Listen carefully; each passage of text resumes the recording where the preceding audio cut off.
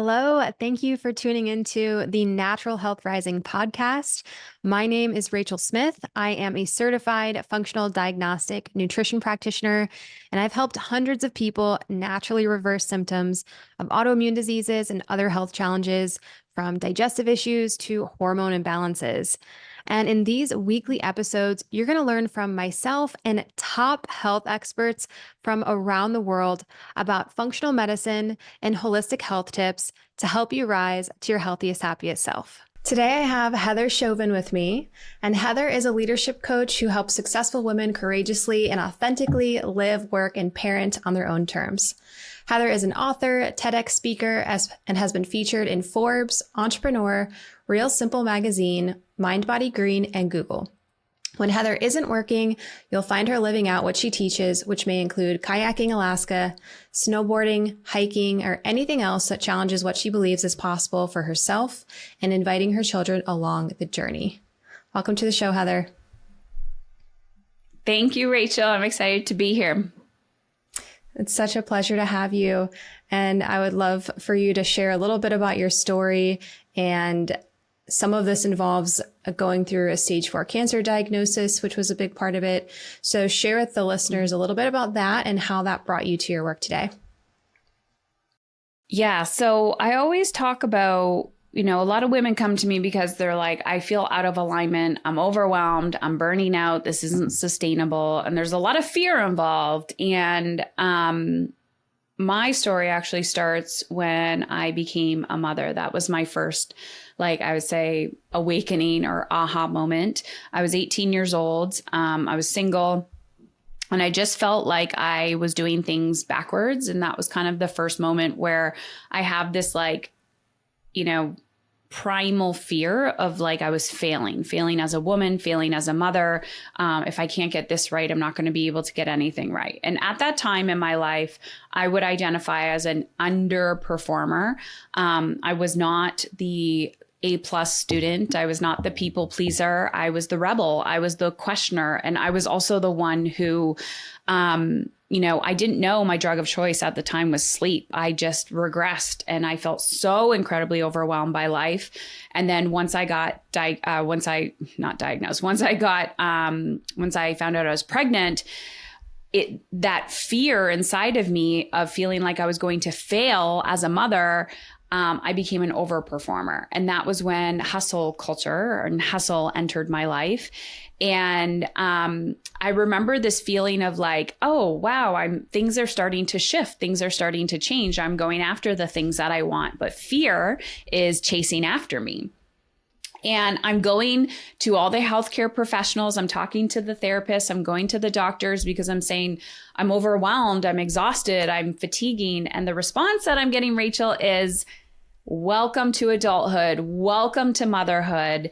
And that was not the response that I was looking for. I was actually looking for practical guidance on how to feel more alive and energized. And so that's when I dove into personal development and spirituality and mindfulness and meditation.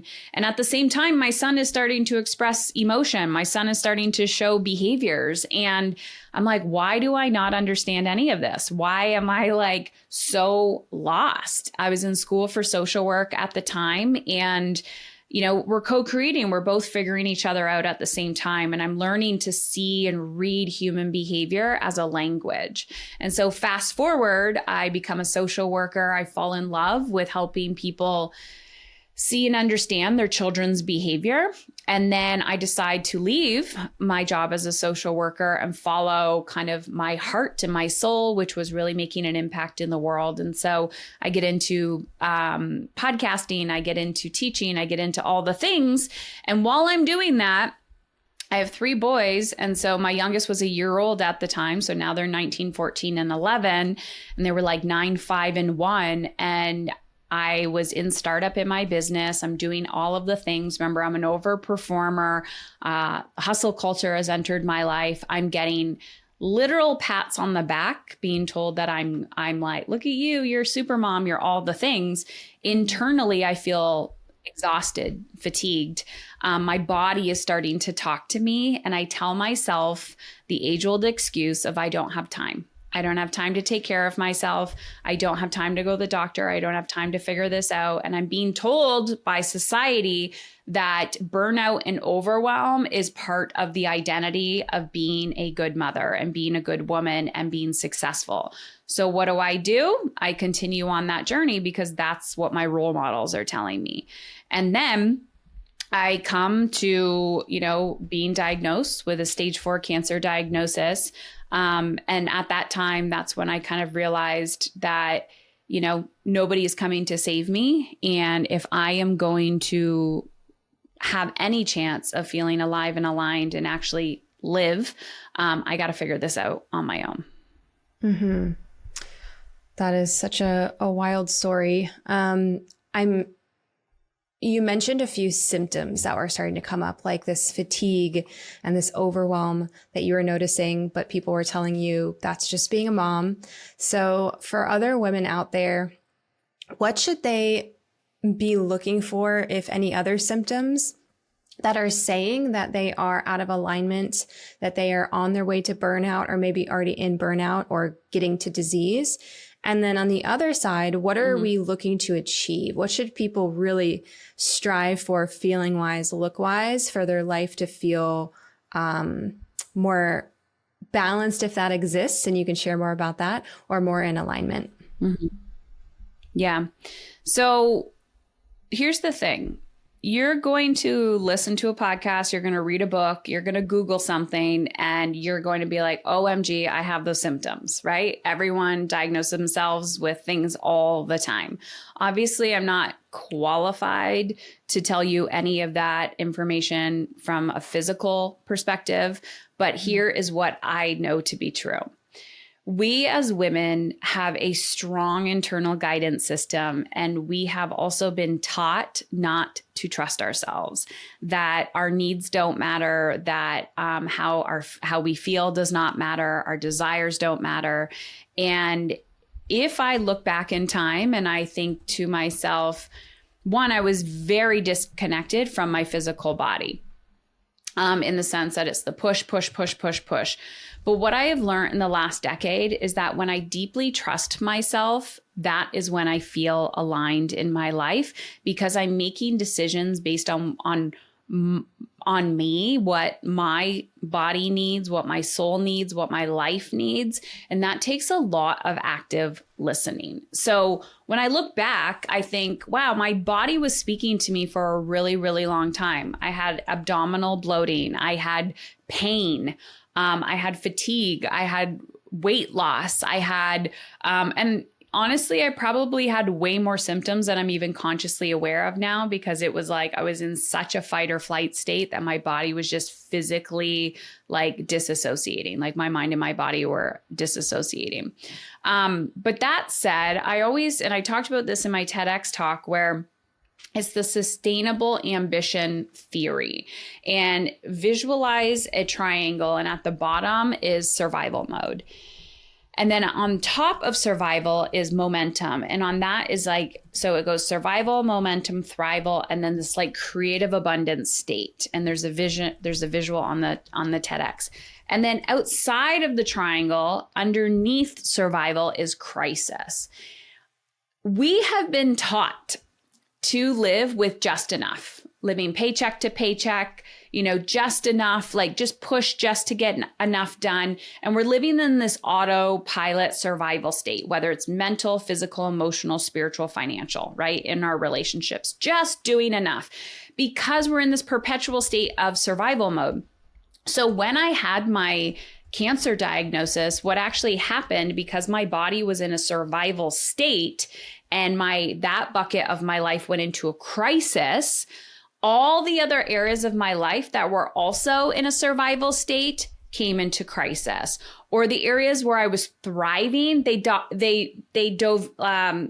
of went down into a momentum state. So let me give you an example.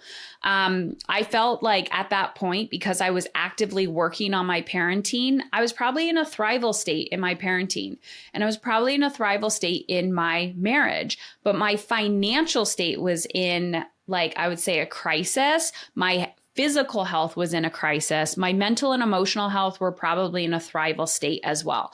So all these buckets of my life where I was actively like willing and ready to like up level those buckets of my life, they were doing great. And so they fell down a little bit, but they weren't in a survival state. And so I always tell people, be very, very clear on what you want in your life and have the courage to go after it. Because if something feels out of alignment, it is.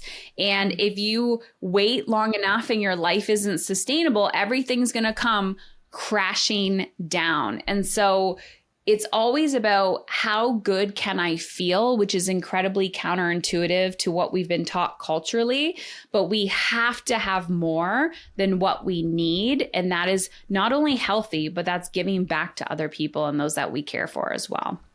Mm-hmm.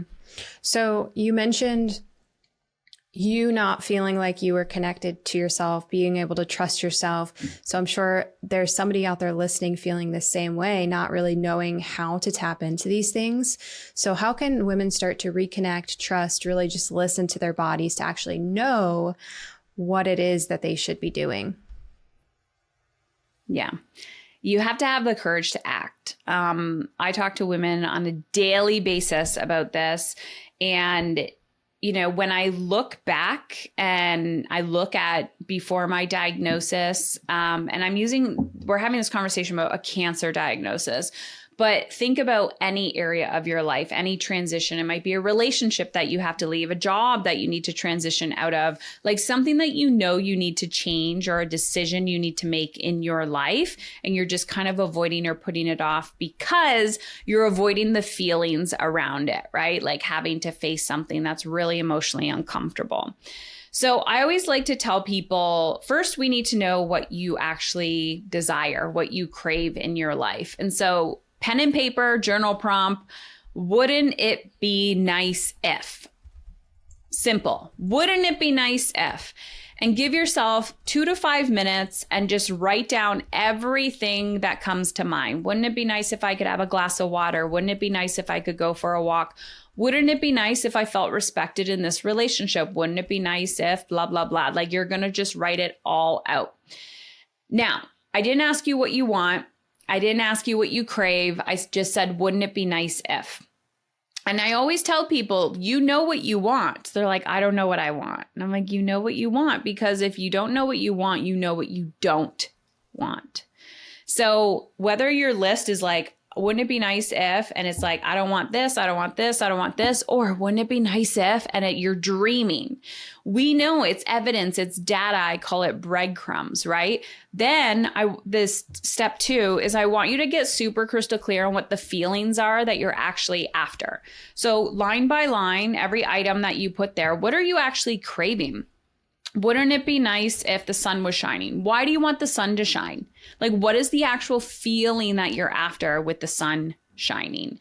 Wouldn't it be nice if I wasn't in debt? Great. What is the feeling that you're after if you're not in debt? Wouldn't it be nice if I felt really good in my body? Wouldn't it be nice if I could release the last 10 pounds? Like, what is the feeling that you're craving? So I had to get super crystal clear on the actual feelings that I was craving in my life, because then I could figure out how to feel. Because this is what happens to people. We're go, go, go, go, go. We're living for the moment. We're living like robots, and we're so disconnected from our desires, but we're also so disconnected from our minds and our bodies and our souls. So when people say, how do I deeply trust myself? I'm like, well, look at all the evidence of why you don't trust yourself, right? How many times are you giving up on what you want? How many times are you saying, I'll do that tomorrow, and you don't follow through? We have to repair this relationship with ourselves. We have to figure out, what is it that I actually want? And then having the courage to go after it. But I'm not saying all or nothing. Like, you don't have to blow up your life and move to Bali. Maybe it's like just doing little tiny, tiny, tiny things to kind of buy back trust with the relationship that matters most, your core self, which is you. And so that is the first place to start. And then there's so many other things that you could be doing too. Yeah. Yeah. I love the journal prompts. And then trusting in yourself. Yeah, that's such a good point, and things that I talk to clients about where, we're working on mostly health stuff, but if they set a goal from not working out to, I'm going to go to the gym 7 times this week. It's like, are you really though? And then they wind up not going, and we have to say, okay, can we just start with, how about you just go once? Or how about we just do a 10-minute at-home workout or something for you to build that trust in yourself? And then once you get into that pattern and you're like, okay, I'm able to do these things. I'm able to change my life. I'm able to do hard things. Then you can kind of step into the next level and keep going from there. And then you'll have that momentum. If somebody is writing out their list and they're like, they see it, they get excited, but then they kind of retract, and the inner critic comes in and the fear comes in, and they're starting to tell themselves like, well, I can't have those things. I can't do those things. Not me. What would you say to those people? Mm-hmm. I'm a little bit of a rebel. So I like to say things like, then give up, then let go. Mm. And if you're like, but no, I don't want to, then you have to lean in. Like, you have to lean into what it is that you want or desire. There's so many motivational, inspiring people out there, and rah, and they will totally tell you why the inner critic, like, if it's a desire inside of you, it's meant for you, and all these cliche things. But this is what I like to tell people. I'm like, then let it go. Let it go. Like, don't try to improve your health. Don't try to work out more. Don't try to go after the thing that you want. If you are willing to invest time and energy into becoming a better version of you, it is 100% guaranteed that the actual skill you need to develop is learning to improve your relationship with your inner critic, with your self-doubt, with your imposter syndrome, with your fear, with your guilt.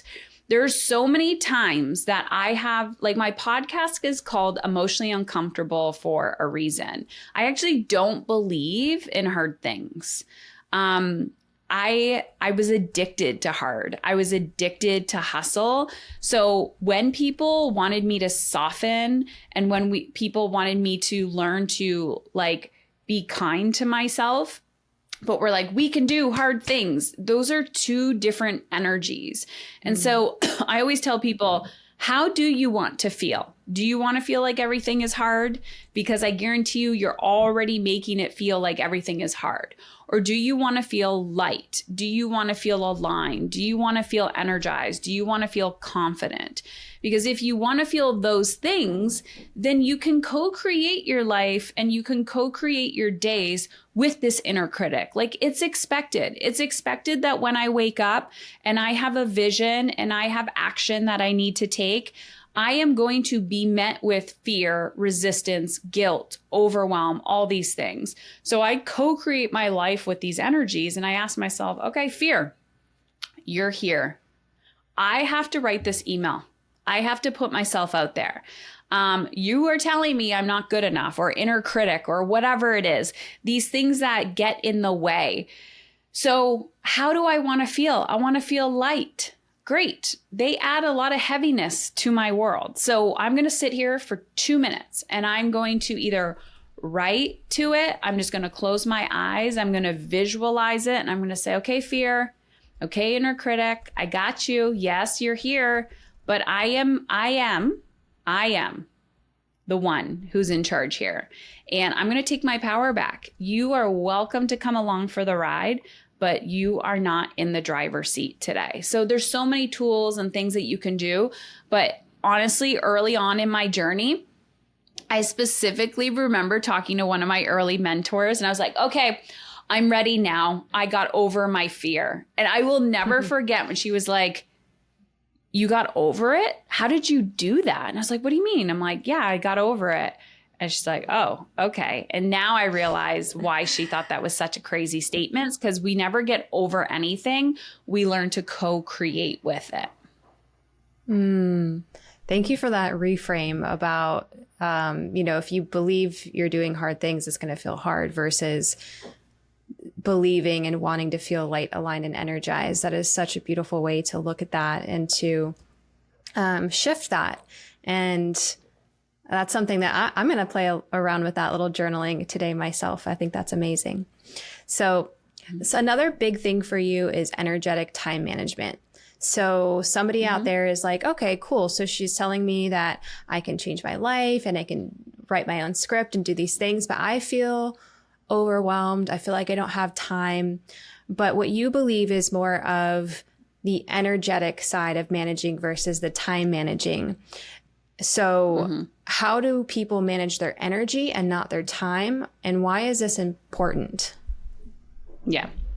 So you just kind of said it. You were like, well, I believe I don't, not you specifically, but people are like, I am overwhelmed, or I don't have time. These are stories, right? It's not reality. I believe I have a lot of time. Like, I actually feel like I have a lot of time.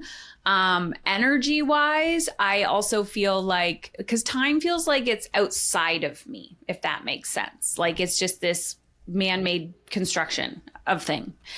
Energy, I also like, we have our physical energy, we have our mental energy, like the mental load, we have the emotional energy, we have spiritual energy, and it's our relationship to these energies. So I think culturally, we talk a lot about physical energy. People are like, put good food in your body and move your body. You are going to feel more energized.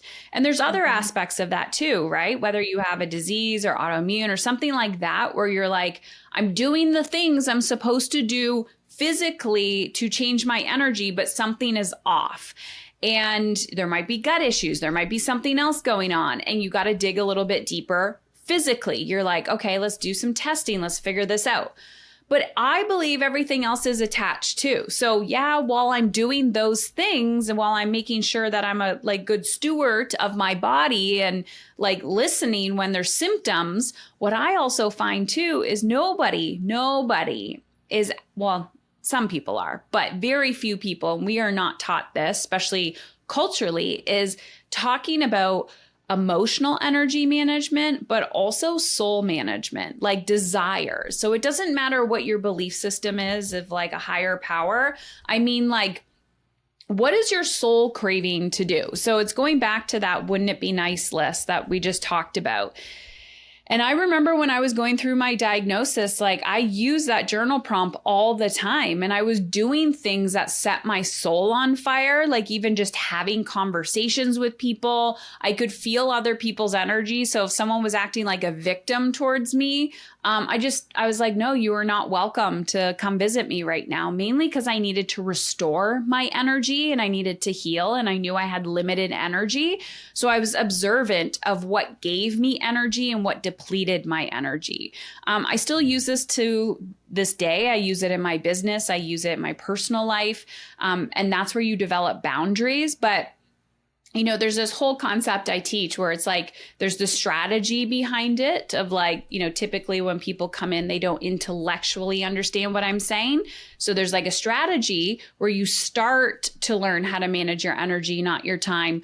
But then you start getting more intuitive when you develop this trust with yourself and testing it. And then you're like, oh, wow, that did give me energy. How can I generate more energy? So it's managing those things and actually seeing that like your needs matter, your mental, emotional, physical, spiritual needs matter. And it's not just putting more on your plate. So when people think about time management, they're very disconnected from it. It's like, how can I get as much done as possible? Which is true. We need strategy behind that as well. But when we're solely just thinking about strategy and we're forgetting that we have needs, we're not integrating the two, that's where we find ourselves feeling like we're robots and not human. Mm-hmm. Okay. So as far as somebody out there who's wanting to take some first steps, they should do that journaling exercise and then just kind of start to play with it and see, okay, if I'm doing this task today or I'm hanging out with this person, how am I feeling after I do that? Is that kind of the direction that they would go in? So number one, they would do the wouldn't it be nice list, and you can do it your whole life. You can do it for a bucket of your life, whether it's your work, your body, or whatever you want. And then step two is you're going to go next to it and you are going to ask yourself, what's the actual feeling that I'm after? So if it's alive, energized, nourished, light, free, no one ever says, I want to feel overwhelmed. I want to feel depleted. I want to feel lack, right? So you get clear on what those feelings are that, what's kind of coming up on your list. Then you're going to ask yourself, what do I think those feelings would look like in tangible form? So wouldn't it be nice if we bought a bigger house? Okay, well, maybe tomorrow you cannot buy a bigger house. Like that's not going to happen tomorrow. That's like a goal. Okay. Well, the goal is a feeling. How do you want to feel in that bigger house? I want to feel spacious. I want to feel clean. I want to feel fresh. I want to feel elevated. Awesome. What are you going to wear tomorrow? What are you going to do? Like asking yourself, are the actions that I'm taking right now in my everyday life more aligned with how I want to feel? Or am I just chipping away? And so you start looking at your actions as, how does this make me feel, rather than how much can I get done? And ironically, when you start looking at it that way, you get more done and you actually get to your goals quicker because you are more full and fulfilled and alive and aligned. So it's a little bit of, write it down, get clear on the feeling, ask yourself, how do I feel? What do I need to do to shift? So then you need to take action. Sometimes you need to put little physical actions on your calendar.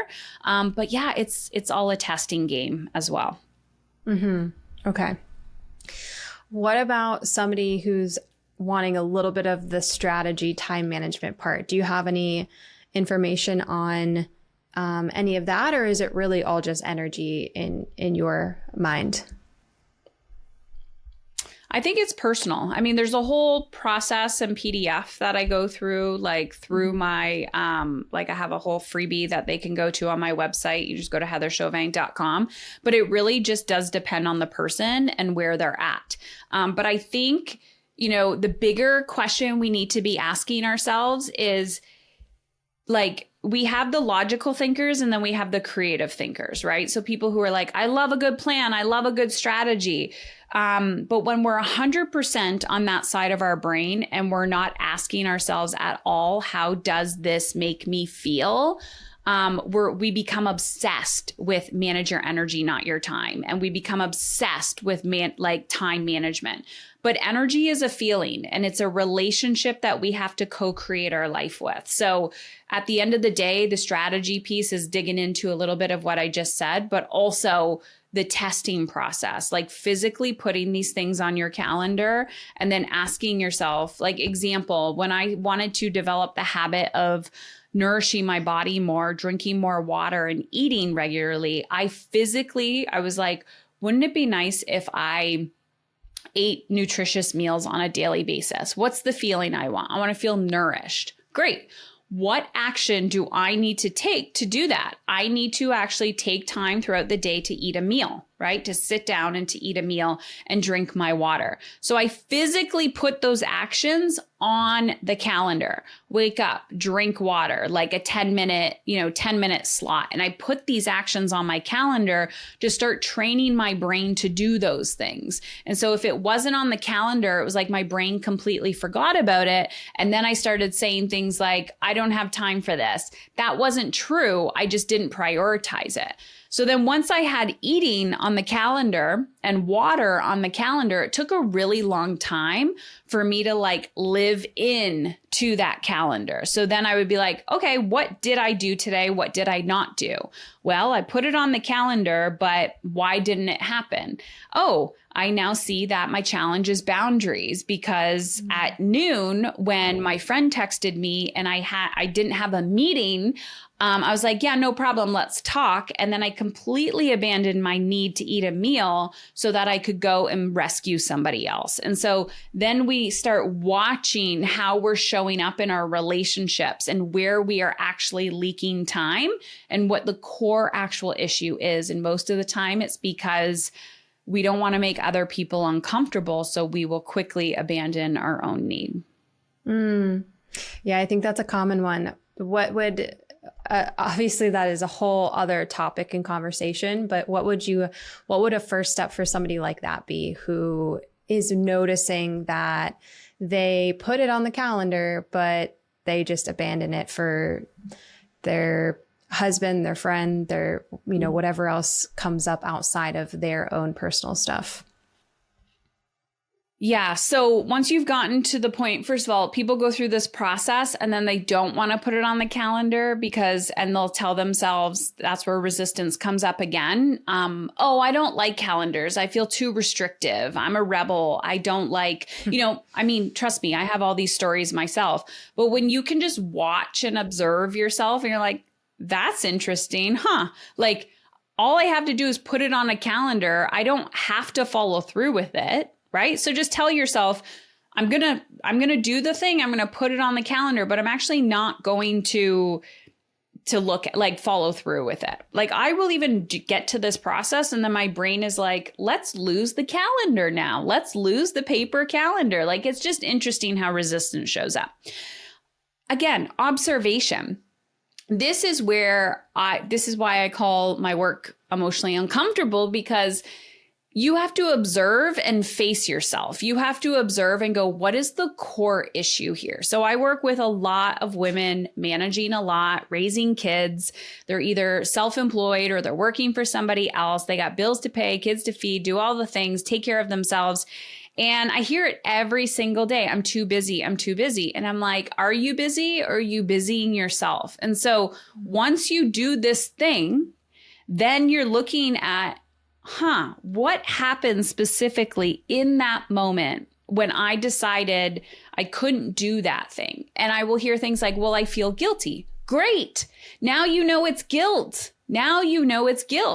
Great. Now we can look at the guilt and go, guilt, why are you here? Like, what do you think is going to happen? And then people will say, well, if I start taking care of myself, I'm going to lose my husband because I'm going to outgrow him. Or if I don't drop everything and give to my kids when they need me, I'm a bad mother, and I don't want to sit with the shame or the guilt or the overwhelm. And so we're typically sabotaging because we're avoiding feeling something. But I always tell people this takes time. Like, it's the time and consistency. And as you develop that time and consistency, you're going to slowly realize, you become a different person. And so drinking water used to be really difficult for me. I mean, I have water everywhere now. I have liquids with me constantly. I leave the house and I have a water bottle. I don't even think about it anymore. It's like I'm leaving, my brain goes, bring water. So I've raised the standards for how I treat myself. And that has only happened from doing this process and also looking and going, why didn't I do that? Why didn't I do that? And then eventually, things are kicking in and it becomes your identity. Mm-hmm. Okay. Gosh, I relate with that calendar one from years ago. I remember my first ever business coach. Yeah. He said, pull out your calendar. I'll never forget that moment. I pulled it up and I was embarrassed because there's nothing on it except some of the calls that I had at that time. He says, so what are you doing all day? I said, I don't really know. And from that moment on, I live and die by the calendar. Of course, it can be edited and changed, but it was funny to see. I used to have that, well, I'm a rebel and I go with the flow and I don't like to schedule things, to completely different. So it really was just a story I was telling myself at the time. Yeah.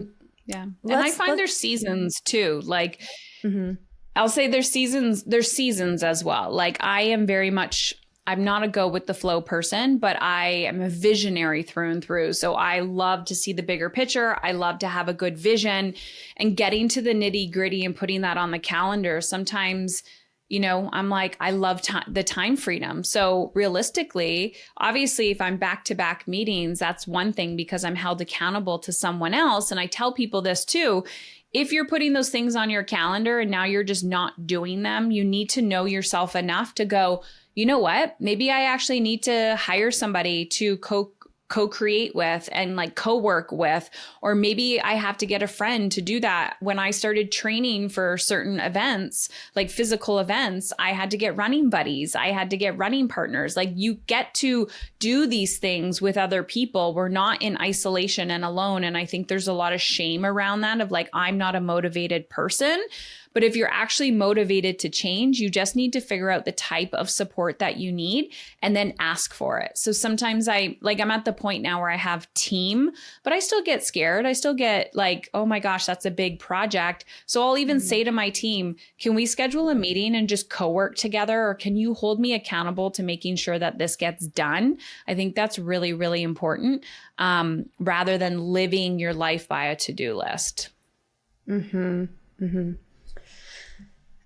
We have a little bit of time left, so I want to get into one final section because I know you do work with a lot of moms. And for the mom out there who is kind of caught up in the day-to-day still, and she's feeling disconnected from her kids, how can they start to feel more connected to their children and stop focusing so much on, as you just said, this to-do list that really never ends?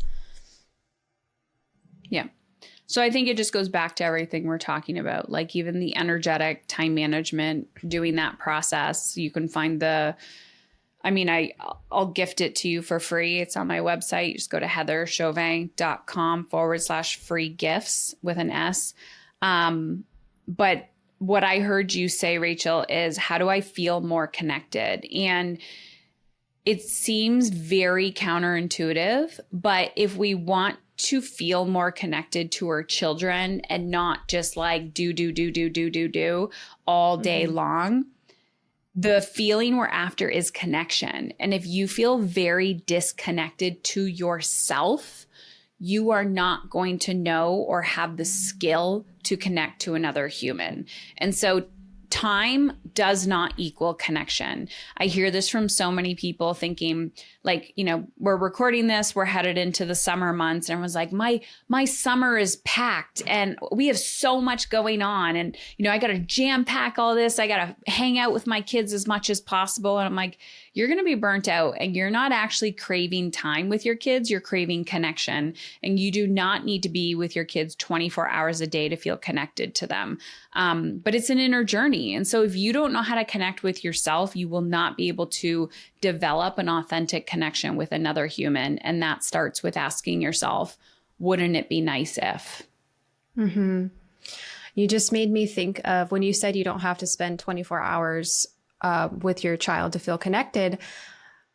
Yesterday, I was on Instagram or something, and I saw a video of some dad who decided, he was feeling disconnected from his kids and decided every day he was just going to go on a simple walk with them. And they have it recorded outside their house, and he's like hugging them, embracing them really tight at the end of the video every day. And it's like this kind of the simplest thing, like really just listening to them and talking to them on this walk that he was doing. He didn't have to take them to Disney World and do this big vacation for the whole summer and have them in a million activities. But it was just this tiny little thing. He probably, they probably had dinner and then did the walk after dinner every single night or a few times per week.